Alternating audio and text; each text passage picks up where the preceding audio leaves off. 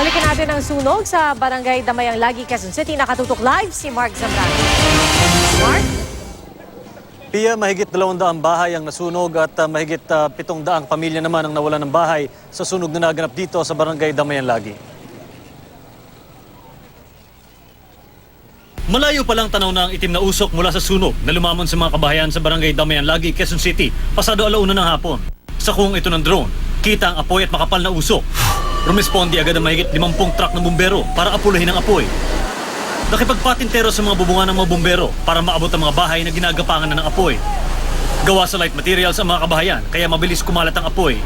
Makikita nyo sa aking gilid na yung mga bumbero sinusubukang apulahin yung sunog para hindi na kumalat dito sa area na to. Ang problema, sa lakas nga ng ihip ng hangin, nakikita nyo naman yung galaw ng usok. Pinangangambahan ng mga bumbero dito na baka lalong bumilis yung pagkalat ng apoy dahil tinan nyo yung mga bahay halos magkakatabi na at gawa halos lahat sa light materials. Ang mga residente, pumwesto na sa kahabaan ng E. Rodriguez kasama ang mga kasangkapang naisalba sa apoy. Binitbit naman sa barangay ang lalaking ito dahil nagnakaw daw habang abala ang lahat.